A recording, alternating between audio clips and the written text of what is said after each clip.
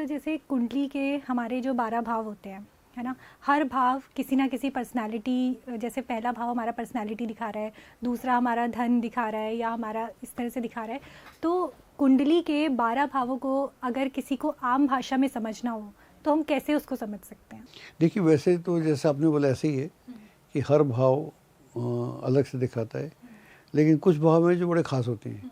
जैसे पहला भाव लग्न कुंडली, दूसरा पंचम भाव और तीसरा नवम भाव, और इन सब का एक ट्रायंगल भी बन जाता है, त्रिकोण जिसको बोलते हैं। तो लग्न बेसिकली आपको दर्शाता है। इट्स लग्न मीन्स यू मीन्स एवरीथिंग। अगर लग्न अच्छा है तो सभी अच्छे हैं, ऐसा। फिर किसी और के अच्छे होने की ज़रूरत नहीं है। आपका अगर लग्न स्ट्रांग है, that is more than enough. बाकी सारा फिर आप हैंडल कर लोगे। फिर अपना क्रिएशन भी आपका अच्छा हो जाएगा, फिर आपका भाग्य भी अच्छा हो जाएगा, फिर आपका कर्म भी अच्छा हो जाएगा, फिर आप अपने ऑब्स्टिकल को हटा सकते हो, हेल्थ का ध्यान रख सकते हो, बच्चों का, लोगों का। तो आई थिंक अगर लग्न अच्छा हो, लग्न स्ट्रांग हो, तो मैं समझता हूँ पूरी कुंडली ही कंट्रोल में हो जाती है। ठीक है। और बाकी के जो 2 भाव आपने बताए, पंचम और नवम भाव? लग्न से जो है बेसिकली इट्स यू, और जो हम है तो पूरा व्यक्तित्व हो गया। वैसे तो हम बोलते हैं लग्न से चेहरा हुआ, चेहरे में भी हेड हुआ, वो तो हम बहुत माइन्यूट में चले जाते हैं, लेकिन लग्न से पूरे आप ही हो गए, पूरे आप जैसे भी आप हैं। पंचम से जो आपका क्रिएशन है, आप क्या सोचते हैं, क्या सोचते हैं, उस जो सोच रहे हैं क्या आप उसको व्यवहार में डाल सकते हैं। पंचम से आप क्या सोच रहे हैं कर सकते हैं। पंचम जो घर है वो आपके क्रिएशन का घर भी है। अगर कोई आदमी बहुत बड़ा पोइट ना हो, बहुत बड़ा साइंटिस्ट ना हो, लेकिन एक क्रिएशन तो कर ही सकता है, अपनी जैसा पैदा कर सकता है। दैट इज़ ऑल्सो पंचम। तो you can create something like you. आप मनुष्य हैं तो मनुष्य जैसा पैदा कर सकते हैं, जानवर जैसा पैदा कर सकते हैं। तो क्रिएशन नेचर ने ऑटोमेटिक दिया हुआ है। आप में कोई शक्ति हो या ना हो, इतनी शक्ति नेचर ने दी है कि you can create something like you. तो इसलिए वो पंचम घर ये तो कम से कम है, मिनिमम ये है, और फिर उसकी कोई लिमिट नहीं है। एक ऑटोमेटिक क्रिएट हो रहा है, और दूसरा अगर आप चाहें तो आप कुछ भी क्रिएट कर सकते हैं। अगर पंचम घर स्ट्रांग हो जाए, सो आई थिंक फिर ऐसी दुनिया में कोई उपलब्धि नहीं है जो आपको ना मिले। इसलिए पंचम घर का बड़ा महत्व है। इसलिए इसको ट्राइपॉड भी बोलते हैं, त्रिकोण भी बोलते हैं, और त्रिकोण का ज्योतिष में बड़ा भारी महत्व है। तीसरा हुआ नवम भाव। नवम भाग्य है, भाग्य जो आप लेकर आए हैं, इसमें आपको कुछ भी नहीं करना। तो भाग्य की जो मेरी डेफिनेशन है वो ये है कि दुर्भाग्य क्या होता है, भाग्य क्या होता है, और भाग्य दुर्भाग्य के बीच में क्या होता है। एक आदमी दिन भर मेहनत कर रहा है, उसने 100 रुपये की मेहनत की, उसको 100 रुपये मिल गए तो उसका भाग्य है। दुर्भाग्य क्या है कि उसने 100 रुपये की मेहनत की, उसको 10 रुपये मिले या 5 रुपये मिले, ये दुर्भाग्य है।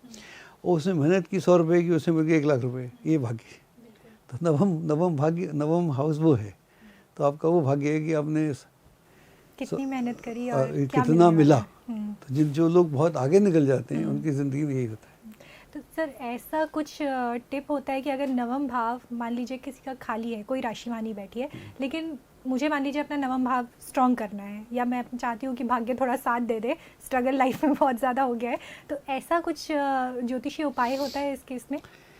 देखिए, पहली बात तो ये समझना पड़ेगी कि हमारी कुंडली में 10 तो वो हैं, सॉरी 12 भाव हैं, 12 भाव हैं और 9 ग्रह हैं जी, और वो ग्रह भी हैं, 2-3 मिले रहते हैं। तो अधिकतर ग्रह जो होते हैं या तो 5 इकट्ठे होते हैं या 7 होते हैं, बहुत कभी कभी 8 होते हैं, 8 से ऊपर तो होते नहीं। तो बुरी से बुरी स्थिति में 4 खाली रहेंगे, बाकी 7-8 घर खाली रहते हैं। तो खाली तो रहने वाले हैं, लेकिन आपका भाग्य का जो स्वामी है और जो भाग्य पे जो घर है वो कहाँ बैठा हुआ है, उसका लॉर्ड, और वो किस तरह की कनेक्शन में बैठा हुआ है। क्योंकि ज्योतिष जो है वो कनेक्टिविटी है बेसिकली। अगर 3 चीज़ें कनेक्ट कर रही हैं, 2 चीज़ें कनेक्ट कर रही हैं, तो उनका मतलब अलग हो जाता है। और 3-4 चीज़ें कनेक्ट कर रही हैं और एक ही तरह की हैं तो उसका अलग हो जाता है। तो अगर त्रिकोण बन जाए कुंडली में तो पूरा पिरामिड हो जाता है। अगर चतुर्भुज बन जाए तो अलग हो जाता है। तो एक्चुअली बेसिकली एस्ट्रोलॉजी एक कनेक्टिविटी है, और जो कनेक्टिविटी है उसी से हम योग बोलते हैं, उसी को हम राजयोग बोलते हैं। और कनेक्टिविटी नहीं है तो उसको हम बोलते हैं कि इसमें डिसकनेक्टिविटी है, तो वहाँ पर राजयोग बन के भी भंग हो जाते हैं। तो अब भाग्य कैसे सुधरेगा? भाग्य सुधरता है कर्म से। तो बेस्ट वे उसका है कर्म है। क्योंकि अगर हम कुंडली को देखें, ये हमारा बड़ा पुराना चिंतन है, हम चलते हैं 1 से 9 घर में, ओके, तो भाग्य यहाँ खत्म हो जाता है 9 पे, और दशम, फिर दशम में कर्म शुरू होता है। तो जहाँ भाग्य पीछे रह गया वहाँ कर्म आगे बढ़ गया। और यही कृष्ण बोलते हैं, इस दुनिया में अगर तुम आए हो तो तुम कर्म करना पड़ेगा। तो जब आप कर्म करते हैं तो फिर उसकी कोई लिमिट नहीं है। देन जहाँ आप कर्म करते हैं तो 11th हाउस जो वो आपके लाभ का है, तो फिर आपको लाभ की कोई चिंता नहीं रहेगी। तो जहाँ भाग्य खत्म होता है वहाँ से कर्म शुरू होता है। इसलिए आदमी को डरना नहीं चाहिए। अगर भाग्य स्थान में कोई घर नहीं है, ग्रह नहीं है, या भाग्य थोड़ा नरम भी है, तो भी अगर उसका कर्म पे भरोसा है, फोकस हो सकता है, then he can do wonders. Amar Ujala Jeevanjali के सारथी की मदद लें और महाकुंभ में स्नान जरूर करें।